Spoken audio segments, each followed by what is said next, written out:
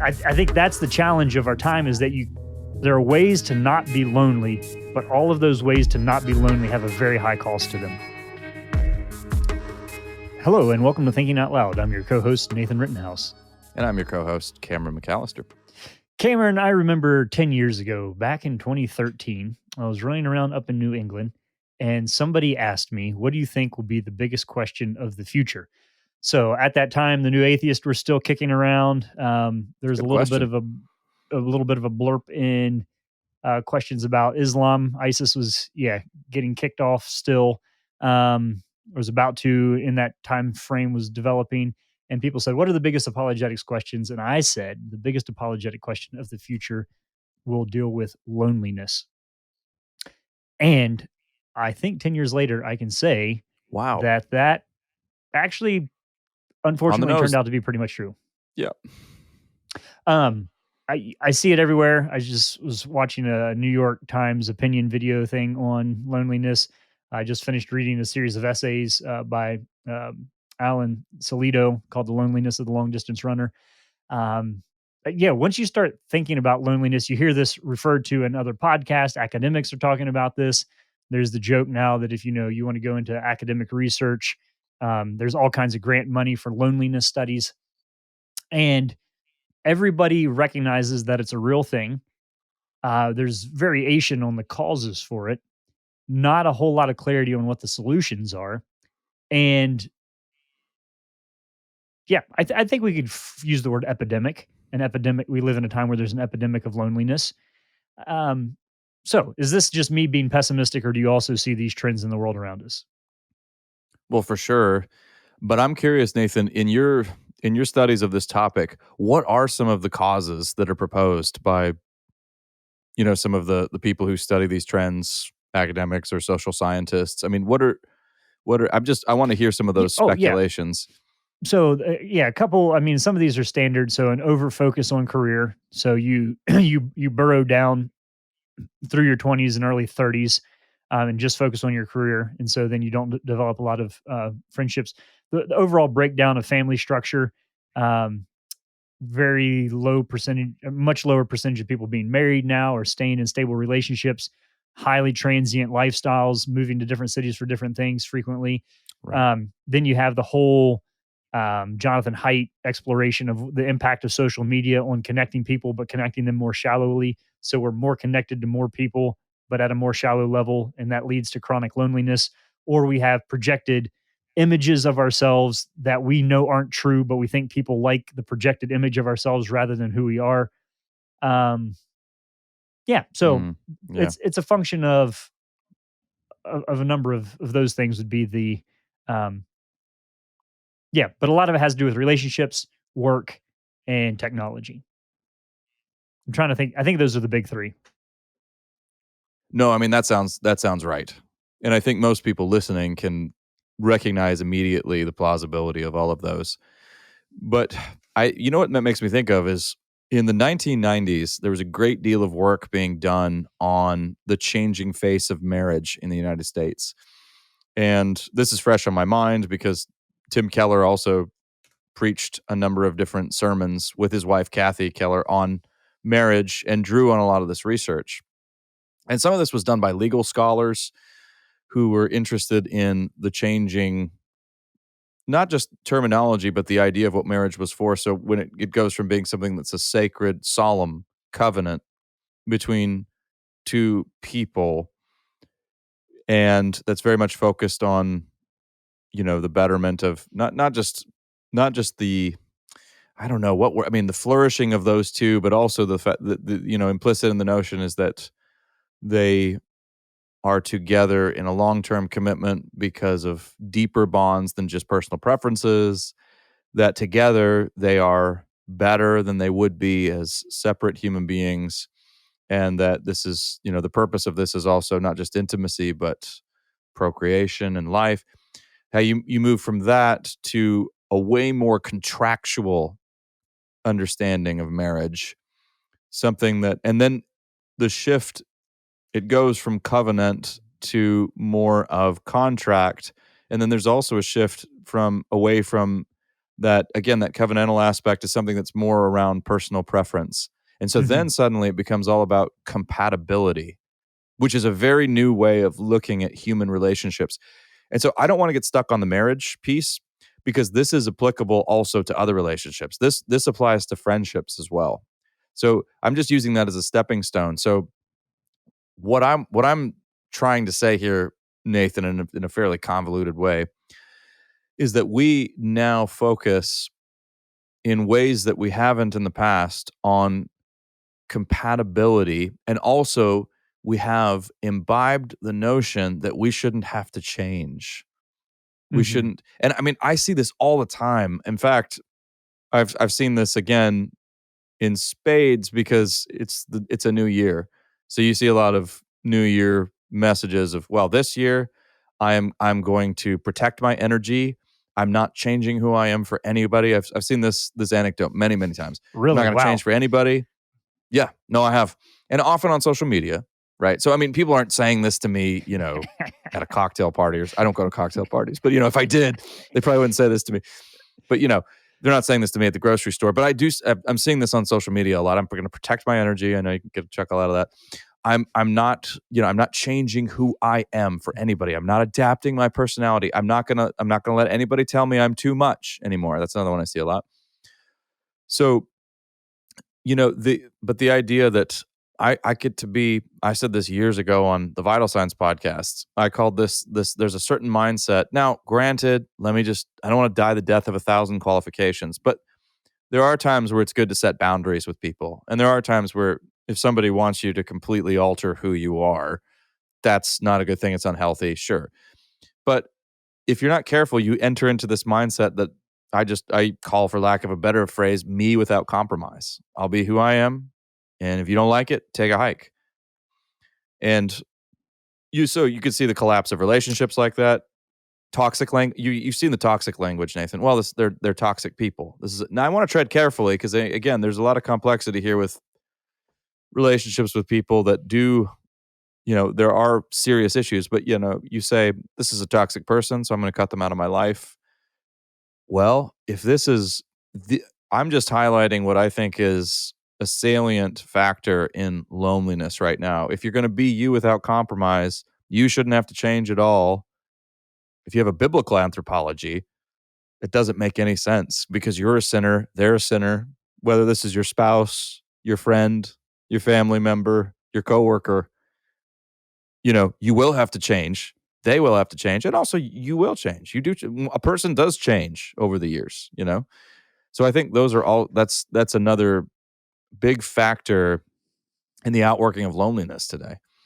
So we we kind of hit the easy three, the career, technology, and relationship stuff. But if we bore down a little bit more into the relationship aspect of this, um, I think we talked about this a couple months ago, and I can't remember where it was. I think it was Mongolians have the highest degree of relational satisfaction. So we're talking about people who are Okay. herdsmen in yurts, but they live in Mhm. multi-generational yurts, basically. And so Mhm. there's a sense in which, back to your thing with the colors in marriage, is that often in the past people also got married in order to survive. So Right. Yeah. there's a certain level of affluency that you have to reach before you can self isolate to the point that you can get lonely. So let me just be clear Mhm. on what I'm Yeah. saying here. It would have been very hard 100 years ago to be a single individual who can provide for all, work hard enough for all of your own room and board and entertainment, yada yada yada, fill in the blank there. Um, and then to add in a family to that, and also, okay, you can't also factor. We also probably just have to be straight up and say, um, birth control is an influence in here as well. I mean, the number is Oh, it now absolutely. Yeah. 50% of people under 30, or 50% of women who are 30 don't have kids right now, so I Mm. think just slightly over 50%. So that's totally new in history as well. So I would imagine there would be some pretty deep connections there on how we think about relationships and family that play into that. Um, Also, just a total breakdown in the concept of shared meaning. That's the old like Aristotle to Augustine kind of thing. In order to have friendship, you have to have common purpose. And so Mhm. if you don't have common purpose with somebody who is geographically proximate to you, it's going to be difficult, I think, not to feel lonely. Um, but yeah, almost a sense of, the famous the classic Jeremiah Johnson just goes out there in the wilderness by himself and he's happy. Um, that's pretty rare in human history, but we're almost, with our technology now, able to live sort of that in our own wilderness of strangers, a very isolated um, existence. So in some ways, it's our lack of dependency on other people that makes us That lonely, yeah. which is I guess it's not counterintuitive. It's kind of obvious, but we probably don't think about it when we're pursuing self sufficiency. Well, it's a luxury that turns out to that comes back to bite us because Hmm. yeah, on the one hand, yeah, we don't live in these. You mentioned an institute like marriage. Yeah, not only was it covenantal, but it was just a pretty much a necessity for many people, particularly for women at a certain point in history. And now it's viewed as once again, it's another option. And increasingly, if we don't have these direct relationships of dependency that we can see, and of course, there's a deeper sense in which whether we acknowledge it or not, we all do need each other, and that's part of the problem. But just to survive and just to lead a life with a sufficient income and entertainment and all of that, yes, you really don't need you don't depend on people the same way you did in the past, especially in a I mean, even think about where you are in your neighborhood. It's perfect. I mean, we draw attention to this fact all the time. It's perfectly possible to live in a neighborhood where you know almost nobody, or you know nobody at all. I remember sociologists like to make a big deal out of things that we often don't notice or don't think are that significant. But I remember, I think it was Bowling Alone. Isn't that the title of the book? This is a Yeah, very Putnam. very yes, Putnam. I think Putnam has a whole section, if I'm remembering correctly, on the disappearance of the front porch and the emergence of the back deck on a house. Because that's actually a fundamental shift in social dynamics. Because the porch was, I mean, this was a kind of it was a meeting and greeting place. It was a sort of commons. You would talk to your neighbors. People would stop by, depending on where you lived. People, I mean, you will still find places where this is done. You'll see people. They will climb up onto your porch. You'll give them some sweet tea. You guys will sit together. But this was now the back deck means no. This is your private space. This is your backyard. So people don't bother you back here, and Hmm. it's a more private vision. It's way more in line with, and of course, they make the homes that they make today usually. I mean, front porches aren't as emphasized. I do have a house with a front porch, which was a big deal to me when we were looking for a house. But most of the homes here in my area do. It's all back decks. So I mean, just a picture of the shifting social dynamics in our world today. There are the artifacts of loneliness are all around us. We just don't think of them that way usually. Another one in there that's a form of technology. My grandpa pointed this out to me. Was that he said that financial credit also was a contributor to the breakdown of community. So when he was a kid, every farmer, they all collectively owned machinery and would travel around to everybody's farm at harvest time to harvest everybody's crops. Everybody ate meals in the other person's house. But then once credit became a possible thing, then everybody borrowed the money to buy their own machine and just made the payments on it. Mhm. And so he saw that as so there are all these little things that I think, and I'm not saying, borrowing things are good or bad, or having a back deck is good or bad. It's just wild to think about when you start looking at it, all the things that have happened in our culture over the last however many decades. And then, okay, so I think we've hammered the point home that loneliness is a real thing. We could point to multiple examples of that. And I think, if we wanted to do a whole nother podcast, we could um, talk about times in our own lives where we've felt lonely. Everybody's had this experience, I think. All right, switch directions with me here a second. So nobody can figure it out. What are some possible solutions? And B, more specifically, what does the church uniquely have to say toward this? Because everybody's church talks about community. So are we talking about community and we're just really bad at it, or what gives? Well, the uncomfortable truth is we're gonna have to, and my pastor who's a listener, so hello, Pastor Scott. He he preached a riveting sermon actually on drawing from Acts on community in the early church just last Sunday. So some of this is fresh on my mind here. The uncomfortable fact is though you've got to come to a place where you recognize you need to change. And you have to be willing to compromise. So this is before we even get to church, Nathan. Just in order for any relationship to survive. I mean, and I'm not just, again, this is not limited to marriage. This is any relationship. If you have a friend, a lot of people I think community can be very rich when you're in your 20s and 30s, but then as you start to get older, it becomes more difficult. So what happens? Do you suddenly just age out and become irrelevant and annoying? Well, yeah. No, I'm just kidding. Maybe. I don't know. No, it becomes, yeah, some of us maybe. I mean, it gets to be more work. Now, I'm going to speak from my own experience so I am a Christian and I am married and I do have children. So when that happens, your time, of course, becomes more scarce. Nathan, you know this as well. I mean, you've you get very busy. Your household gets a whole lot more chaotic. And so getting together with others it's absolutely possible. Like one of my neighbors once pointed it out to me, he goes, "Oh, people say you have kids, you can't do anything anymore." That's not true.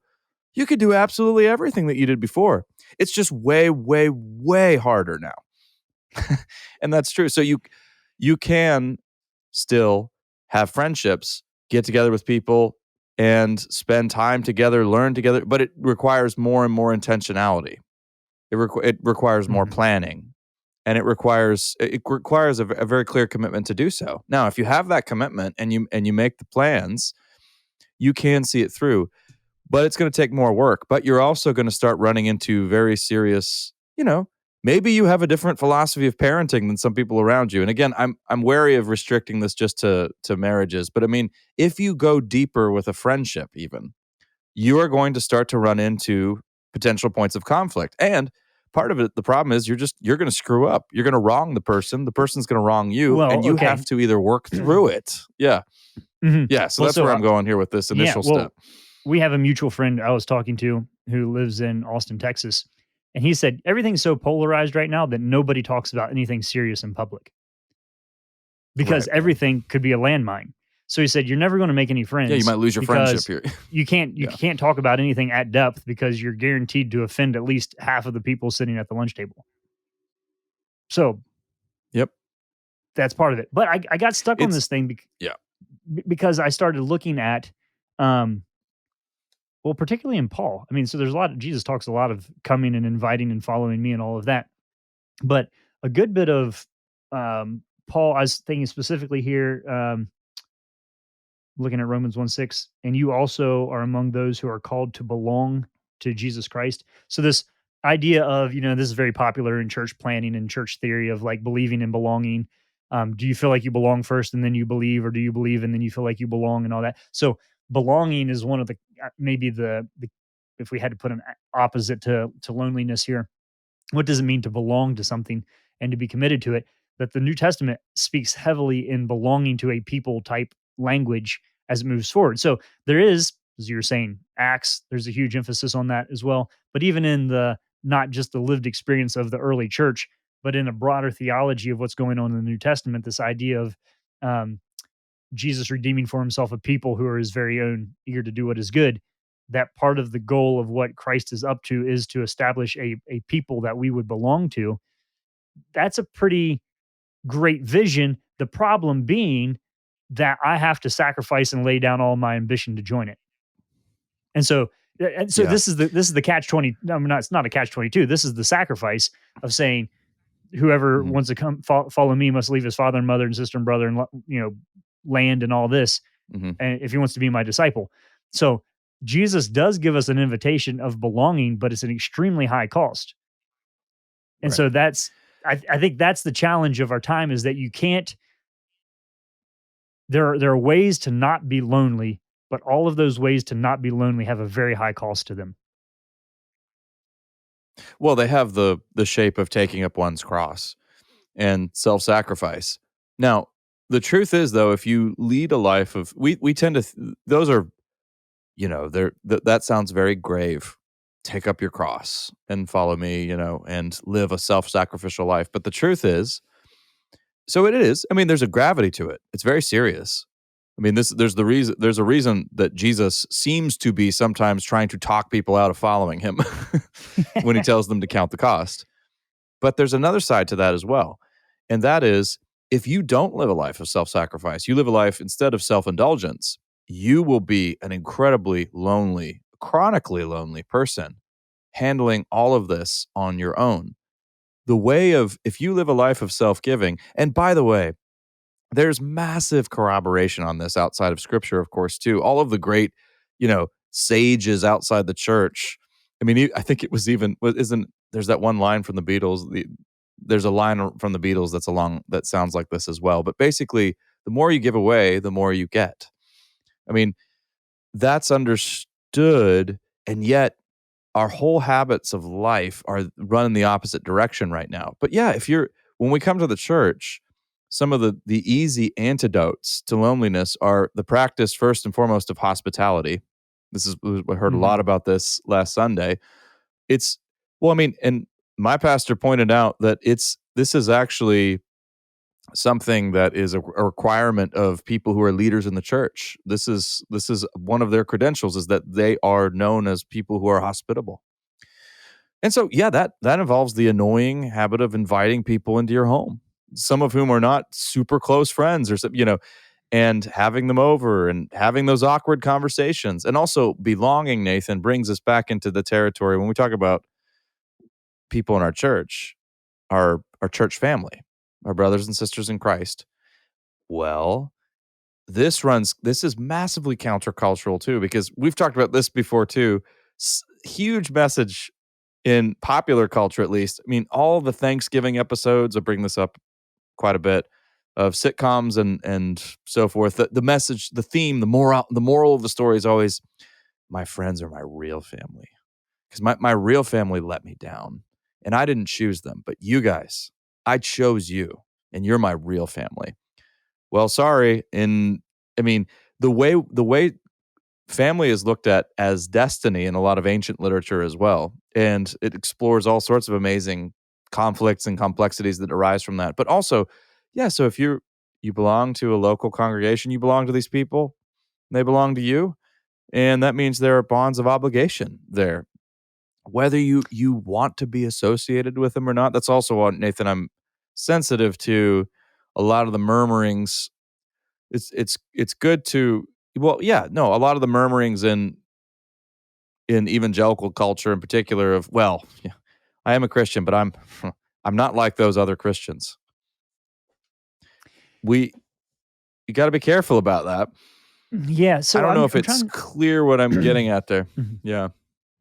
Yeah, it is. So you have to, um, and I've been doing a lot of thinking and speaking about the need for community as far as our personal identity goes, and so I think a crisis of identity also sets up a lot of pitfalls for loneliness. That if you think about like um, Russian dolls stacked. We've talked about this before. And you think about the little one at the middle as you as the individual. So I have a first name. My name is Nathan. And then the next ring out is your family name. Traditionally, people were individuals within families, and those families were within communities, and those communities were within geographies, and those geographies operated under a similar theological vision of the way that the world worked. And so you have a theological community, you have a geographical community, you have a subculture within that geography, and then you have a family, and then you have you at the middle of that. And so there is a sense in which we have now prioritized the individual as the biggest piece, and it no longer fits within a theology or a geography or a community or a family. And so I think there's a real sense of isolation that comes from stripping away all of the layers of external meaning and relationship and being left with just ourselves. There's that. That's an easy case to make. I do want to come back around to I think a more difficult level of this. And so if I think like of the questions that people write into thinking out loud that trouble me that I don't know how to answer. Um, it is the guy who says, "Look, I'm going to make this kind of general, but piece together some stuff here, so it can't be pinned on anybody." Like somebody says, "Look, I'm 32 years old. I'm not married. I have a great church. I have a great job. I'm involved in a couple after church activities, but I also get home and it's 7:30 in the evening, and it's just me. Um, Mhm. I have friends, I have church, I have job, I have a good relationship with my parents, maybe they live in a different city, but what am I supposed to do with my life from 7:30 to bedtime?" That's one that's hard for me on a number. I mean, we don't know all the details and all these situations and stories, but there are. I think for you, for me, Cameron, Mhm. we're up to our eyeballs in busyness, and we're like, "Oh man, it'd be wonderful is like an hour to sit by myself with a blank sheet of paper, and just dream and pencil, Sure. and write." But there are a lot of people who do have that time in their life who are trying to Mhm. figure out, what does it mean for me to be content in this season or phase of my life. I Yeah. mean, I can think of a whole nother category of people, that don't fit as neatly within our listenership, but people that we all know very well who, um, you're 65 years old and your spouse dies and your kids all live in different cities, or maybe you didn't have kids, um, and you're great at crocheting, but you do that by Yep. yourself and Yeah. the cat is nice, but you'd like a little contact with a friend to check in on you from time to time. I mean, these are what I don't want us to be doing is sounding like, well, if you're lonely, it's your own fault. I Right. think there are Yeah. structural things in our culture that make it more probable for that to be true in our time. And I think there are a lot of reasons in which a lot of people are lonely and it is their own fault. But that's not to say that if you're experiencing loneliness that it is your own fault. It might just be sort of the warp of the weirdness of the world that we live in right now. And it might legitimately be somebody else's fault that you are lonely. There are people who are actually abandoned Right. in this Yeah. world, or people who don't call their mother, or um, you know, Mhm. fill in the blank there. So I think in that category, then we can say, okay, what is my if I am feeling lonely, am I fulfilling the relational obligations that I have as a Christian to the culture and the community around me under the banner of belonging to Christ? And then if you aren't experiencing that, you're like, you know what, I've got a whole lot of anti loneliness going on in my life. I think the challenge becomes, okay, but can you develop a sensitivity and a radar for finding who the lonely are and inviting them into your home, or figuring out the things that make them tick, the notes of encouragement, the phone calls, the checking, the Mhm. acts of service? How do you see people who are by themselves and help them see that they're loved and known and that they do belong and have, I think there's a lot of loneliness that comes from a lack of confidence, where there are people who are good at stuff, but they're like, Sure. "Oh, I just don't know if I could go help with that project at church or whatever." So I think there's a role for churches to call out gifts and skills in people and help them see what they could be doing that would be helpful. Um, so all this to say, I think if you're involved in a church and you're part of the leadership, or even if you're not, but you're just serious about your faith, this idea of there are even promises of this in the prophets of God taking the lonely and placing them in families, that there is a Mm. forward leaning aspect to this idea of not just practicing hospitality in the sense of inviting people over for lunch on Sunday, but of thinking about how to help somebody feel included in the broader community is really a real gift, and something, like Cameron was saying earlier, it actually isn't optional for us biblically speaking. It's something we need to be watching for actively, and I think Jesus did a phenomenal job of that and modeled that for us. So, um, yeah, 2 parts there. If you're lonely, that doesn't mean it's your fault, and B, if you're not, look for ways to include those who are. That's well said, and also cultivating a sensitivity for seeing for seeing people who need that help. And also, if you find yourself in a place like that, praying toward the courage to ask for help too. I think Oh, that's man. a tough one Mhm. as well, especially if you find yourself in that place. Yeah, and there aren't immediate solutions to much of what you've just outlined, Nathan. I mean, our cultural context is a challenging one, Mhm. and loneliness is widespread for a number of we've scratched the surface here, but there are so many different subtle factors at work. But what we can do in our churches is be in prayer about this issue, because it's such a serious issue. I mean, if you can if you can make a joke about getting a guaranteed academic grant to do loneliness studies, something's deeply, deeply wrong. Well, If so we're at hang that on. kind of a place. Yeah, so what you're saying there is important, Cameron, because I can we say this, and we'll say this and then you help me decide if I would say that as a Christian, we can say loneliness is morally wrong because humans are fundamentally built for relationship, not only with our Lord, but also with each other. So there's a sense there that it's more than just inconvenient and it's more than just a cultural thing. It's an indictment on all of us collectively, um, Yeah. and says something significant about our culture. So if you're experiencing loneliness, the reason that that feels bad to And you is because it is.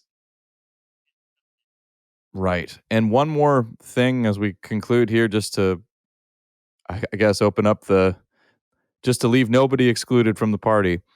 We're also aware that there are plenty of people who are married and who have children and who are in very busy households who are terribly lonely and feel isolated from their spouse or alienated from their families or feel so alone and unheard. And again, it's there aren't easy, fast, quick answers to this, but part of a very good start is to begin with prayer to the Lord to give courage to address that, because that's an uncomfortable thing to address. I mean, imagine having to tell your significant other, I'm terribly, terribly lonely. I know we're together, but I feel completely overlooked. I feel alone. This is so many people. Well, yeah, if you We listen to hear it all the videos of this, time.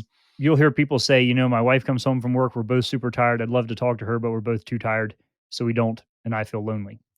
I mean, Right. that's a very, Yeah, that's the world we absolutely. live in. Um, But I would it say, is the Cameron, world we live in. Yeah. do you think that so say you're listening to this and you're feeling lonely. I think the first step there might be tell somebody that. And you might say, Yep. well, that'll sound silly if I do. I guarantee you nobody will A, be surprised, or B, not have empathy or an understanding of where you're coming from on that. So it's kind of like it, Absolutely. it, it, Yeah. there's like a vortex I've seen here with people who feel lonely. And so the thing that they do in response to their loneliness is to continue to withdraw from community. Yeah, And because they're embarrassed by it. Yep. yeah, you're embarrassed by it. And so it's odd that I think that is one of the insidious things about loneliness is that it Yeah. actively causes you to withdraw from the solution and the things Mhm. that you need in your life. And I can't do that for you other than just to encourage you verbally at this moment. Um, Absolutely. No, name it and talk to people about it. I also want to point out, not to get too mystical or anything like that, but I mean, we are Christians. We believe that there are spiritual powers at work. There's a demonic factor to loneliness as well. mhm, And it seems to me a very convenient lie from the enemy. If you're feeling horribly lonely and you're actually to the point where you're in pain, you're in very real pain because of it. It seems to me that a, a very convenient lie from the enemy would be, yeah, if you share that with people, though, gosh, this is going to completely change the way they look at you. They're going to they're going to laugh at you. They're going to think, how pathetic is that? See, people will not think that, by the way. This is such an epidemic. I mean, Nathan's right. You'll be met with empathy and understanding. But let's be aware of that as well. I think loneliness, it serves the evil one well to have us lonely and isolated, and to have that be a self-perpetuating condition. So part of it is just admitting it out loud, praying to the Lord for courage to ask for help, and then talking to others about it mhm. honestly. Yep. And then go send a note, text, or email to somebody who you think might be lonely after you get done listening to Absolutely. this episode. You've been listening to Thinking Out Loud, a podcast where we think out loud about current events and Christian hope. Thanks for listening to Thinking Out Loud. If you'd like to learn more about what we do, book Nathan or Cameron, or if you'd like to support us financially, whether through a one-time donation or on a monthly basis, you can do so on the donate page at www.toltogether.com. That's toltogether.com. And please consider leaving us a 5-star rating and sharing this content with your friends. It really does help.